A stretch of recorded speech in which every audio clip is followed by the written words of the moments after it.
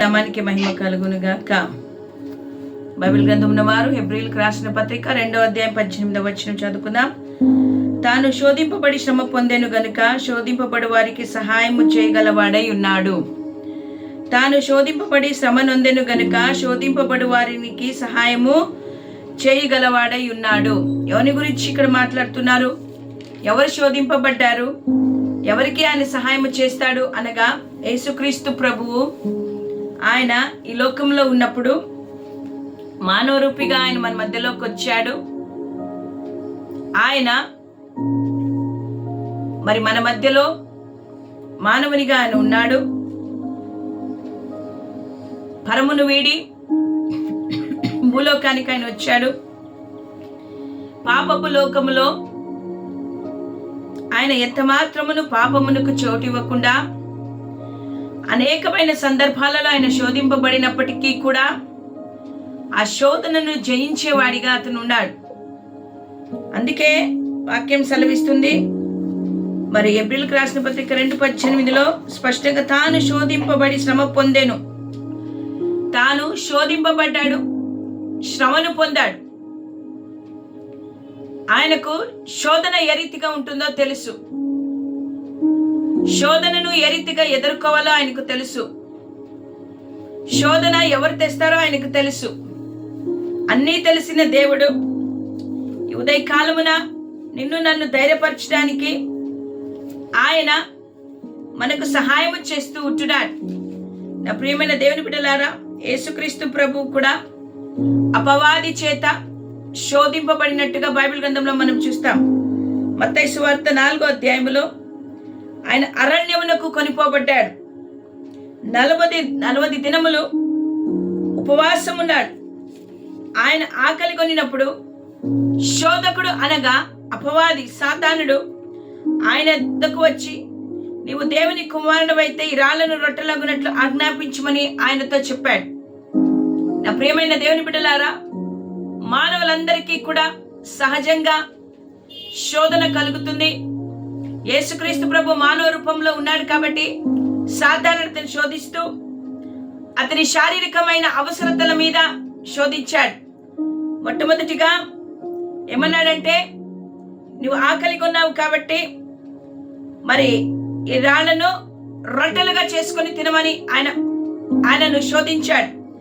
అందుకే యేసుక్రీస్తు ప్రభు మనుషుడు రొట్టె వల్ల మాత్రము కాదు, కానీ దేవుని నోట నుండి ప్రతి మాట వలన జీవిస్తాడు అని ఆ శోధనను జయించగలిగాడు. ఒక వ్యక్తికి బలము కావాలంటే శారీరకమైన అవసరతలు ఉండాలి. శారీరకంగా బలపడాలంటే ఆహారం అవసరము. కాబట్టే శోధిస్తూ ఆ యొక్క ఆశను అతనికి చూపించాడు. ఈరోజు మనము కూడా శోధింపబడుతూ ఉంటున్నాం. మనము కూడా శోధనను జయించే వారిగా ఉండాలి. రెండవదిగా, పరిశుద్ధ పట్టణమునకు ఆయన తీసుకొని పోయి దేవాలయ శిఖరమున ఆయన నిలబెట్టి, నీవు దేవుని కుమారుడు అయితే క్రిందికి దుముకుము. రెండవ శోధన. యేసుక్రీస్తు ప్రభు అంటాడు, ఆ శోధనను జయించగలిగాడు. నువ్వు దేవుని కుమారుడు కదా, నువ్వు దుమికితే దేవదూతలకు ఆజ్ఞాపిస్తారు, వారు నీ పాదములకు రాయి తగలు కూడా నీ ఎత్తి పట్టుకుంటారని మాట్లాడినప్పుడు యేసయ్య అంటాడు, ప్రభు అయిన దేవుని నువ్వు శోధింపబడదని రాయబడి ఉంది కదా అని మాట్లాడుతున్నాడు. ఎత్తైన కొండ మీదకి యేసు ప్రభుని తీసుకొని వెళ్ళి ఏలోక రాజ్యములన్నిటినీ వాటి మహిమను ఆయనకు చూపి, నువ్వు సాగిలపడి నాకు నమస్కారం చేసినలా వీటన్నిటినీ నీకు ఇచ్చదనని ఆయనతో చెప్పగా, యేసు నీవు ప్రభు అయిన నీ దేవునికి మ్రొక్కి ఆయనను మాత్రమే సేవింపబలనని రాయబడిందని నీకు తెలియదా అని ఆ శోధకునితో మాట్లాడుతూ ఉన్నాడు. యేసుక్రీస్తు ప్రభువు మరి ఆయన శోధింపబడినప్పుడు ఆ శోధన యొక్క పరిస్థితి ఏ రీతిగా ఉందో ఆయనకు తెలుసు. వాటిని ఆయన జయించగలిగాడు. కాబట్టే అందుకే ఆయన అంటున్నాడు, శోధింపబడు వారికి సహాయము చేయగలవాడై ఉన్నాడు. నువ్వు శోధింపబడుతూ ఉన్నావు. ఈరోజు అనేక విధాలుగా ఎన్నో పరిస్థితుల్లో శోధింపబడుతున్న నీకు మానవులు సహాయం చేయరు, కానీ ఆ శోధనను గెలిచిన వాడు, శోధనను సహించిన వాడు, చిమ్ము కలిగిన దేవుడు, ఆయన సహాయం చేయడానికి సిద్ధంగా ఉంటున్నాడు.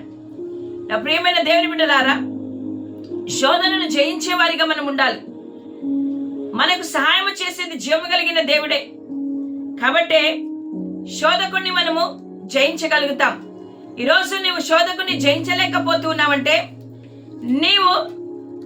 నిన్ను సృష్టించిన సృష్టికర్త అయిన దేవుడు నీకు సహాయం చేస్తాడనే విశ్వాసము నీలో లేదని అర్థం. నా ప్రియమైన దేవుని బిడ్డలారా, మానవ రూపంగా వచ్చి మానవుల మధ్య నివసిస్తూ మానవులు ఎదుర్కొనే ప్రతి పరిస్థితిని ఎదుర్కొని ప్రతి శోధనను, ప్రతి వేదనను, ప్రతి దుఃఖమును, ప్రతి బాధను, ప్రతి అవమానాన్ని భరించి యేసయ్య వాటన్నిటిలో కూడా జయమును పొంది ఈరోజు ఉన్నతమైన స్థానములో ఆయన నా నామాన్ని హెచ్చింపబడి ఉన్నది.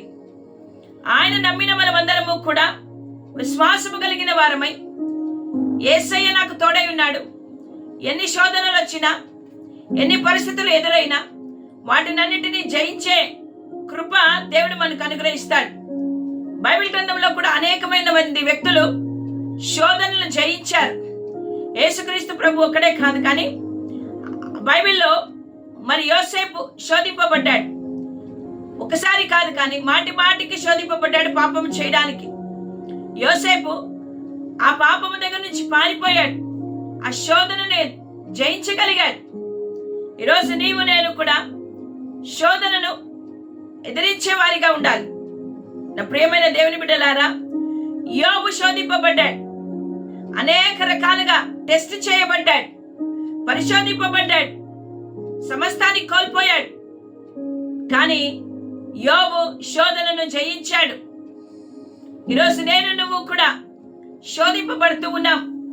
మన బలహీనతలతో, మన వ్యాధులలో, సమస్యలలో, ఇరుకులలో, కుటుంబ సమస్యలకు శోధింపబడి మనము సాతాను యొక్క శోధనను జయించలేక మనము బాధపడుతున్నాం, నొప్పి పడుతున్నాం.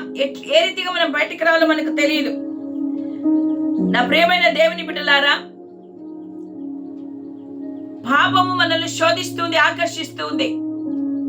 వాటిని జయించడానికి మన శక్తి, మన సామర్థ్యము చాలదు. కానీ పరిశుద్ధాత్మ దేవుడు మనలో ఉన్నప్పుడు ఆత్మైన దేవుడు మనకు సహాయం చేస్తాడు. కాబట్టి మనము శోధనను జయించగలుగుతాం. నా ప్రియమైన దేవుని బిడ్డలారా, ఉదయకాలమున దేవుడు నీతో నాతో మాట్లాడుతుంటున్నాడు. హెబ్రీయులకు రాసిన పత్రిక 4:15 ఒక మాట ఉంది. మన ప్రధాన యాజకుడు మన బలహీనతలు మనతో సహా అనుభవము లేనివాడు కాడు, గాని సమస్త విషయములోను మన వలనే శోధింపబడెను. ఆయన పాపము లేనివాడిగా ఉండెను. సమస్త విషయములలో, ఒకటి కాదు, సమస్త విషయములలో మన వలె శోధింపబడ్డాడు. కానీ ఆయన పాపము లేనివాడిగా ఉండెను. ఈ ఉదయ కాలమున పాపము నిన్ను శోధిస్తుంది 3 రకాలుగా. అవేవనగా నేత్రాశ, శరీరాశ, జీవపు డంబము. నేత్రాశ, చూసినవన్నీ నావే, నాకు కావాలి అని ఆశ. శరీరాశ, శరీరానికి కావాల్సిన అక్కర్లు తీర్చుకునే ఆశ. జీవపు డంబము, నేను నాది అనేది. ఈ 3 కూడా నిన్ను శోధిస్తూ ఉన్నాయి. నిన్ను శోధిస్తుండగా నువ్వు శోధనలో పడిపోతున్నావేమో. శోధింపబడిన వారికి సహాయం చేయడానికి ఆయన ఉన్నాడు. ఆయన శోధనను ఎదుర్కొన్నాడు కాబట్టి ఆయనకు తెలుసు. ఈరోజు నీవు ఆయన సహాయం అడిగితే ఆయన నీకు సహాయం చేసి నీ శోధనలో నుండి నేను తప్పించే దేవుడు. నా ప్రియమైన దేవుని బిడ్డలారా, యేసుక్రీస్తు ప్రభు, యోబు, యోసేపు శోధనలను సహించారు, జయించారు. కానీ బైబిల్ గ్రంథంలో కొంతమంది శోధనను ఎదుర్కోలేక పాపంలో పడిపోయి ఉన్నారు. ఆకాను అనే వ్యక్తి మరి ఆయన పాపముతో ఆకర్షింపబడి, పాపము ద్వారా శోధింపబడి చేయరాని తప్పును చేశాడు. ఆకాను శపింపబడిన వాటిలో కొన్ని తీసుకుని వచ్చి తన గుడారంలో దాచిపెట్టుకున్నాడు. అతడు తనకు నాశనమును కొని తెచ్చుకున్నాడు. ఆదాము, అవ్వ ఏదైనా వనములో ఉన్నప్పుడు శోధకుడు హవ్వను శోధించాడు. ప్రతిఫలముగా తినవద్దన్న పండును తినింది, పాపము చేసింది. ఏదైనా వనముల నుండి వెలివేయబడ్డారు. నా ప్రియమైన దేవుని బిడ్డలారా, ఈరోజు నీవు నేను అపవాది చేత అనేక రకాలుగా శోధింపబడుతున్నాం. మరి ఈ శోధనను జయించుతున్నావా? లేక శోధనను పాపమును ఆకర్షింపబడి పాపములో పడిపోతూ ఉన్నావా? పరిశుద్ధాత్మ దేవుని సహాయం అడుగు.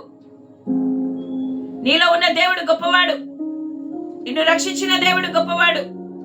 ఈ శోధనలన్నిటిని కూడా జయించుటకు కావాల్సిన శక్తిని, సామర్థ్యాన్ని ఆయన నీకు అనుగ్రహిస్తాడు. ప్రతి పరిస్థితిలో కూడా ఆయన నీకు తోడుగా ఉంటాడు.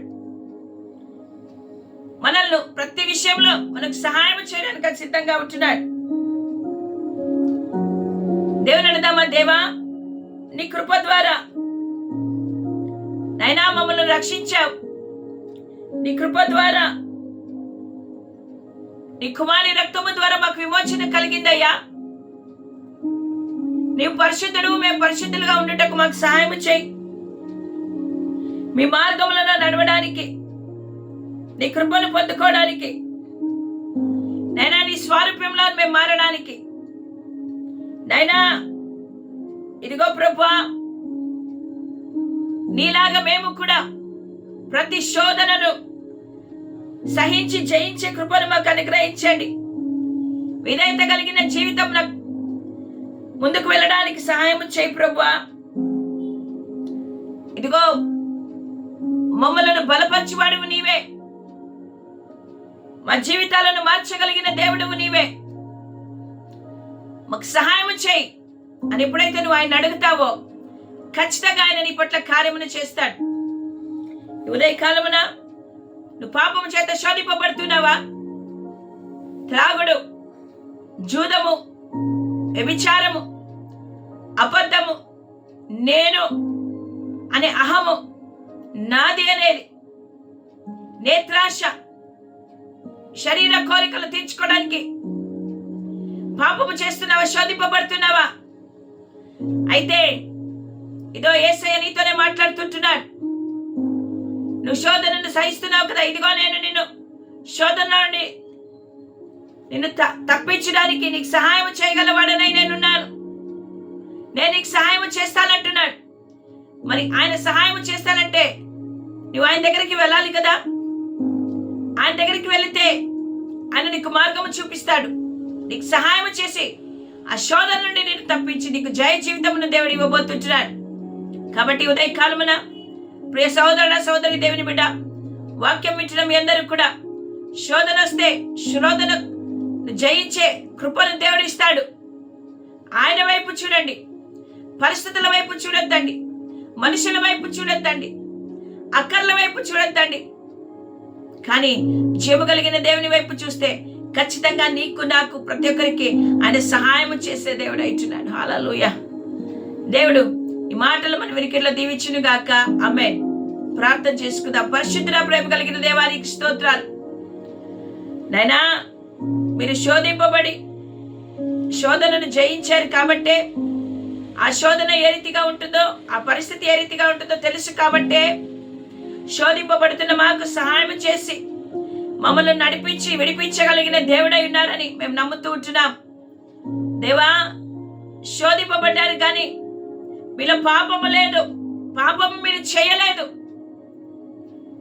ఈరోజు ప్రభా, మేము శోధింపబడి పాపములో సులువుగా చిక్కుకొని పోతుంటున్నాం, సులువుగా పాపంలో పడిపోతుంటున్నాం. దయతో మమ్మల్ని మన్నించండి, కరుణించండి. మీ రక్తంతో మమ్మల్ని కడగండి ప్రభువా. దేవాది దేవా, మాకు సహాయం చేయండి. దేవా, మమ్మల్ని బలపరచండి అయ్యా. దేవా, మమ్మల్ని ఆదరించండి.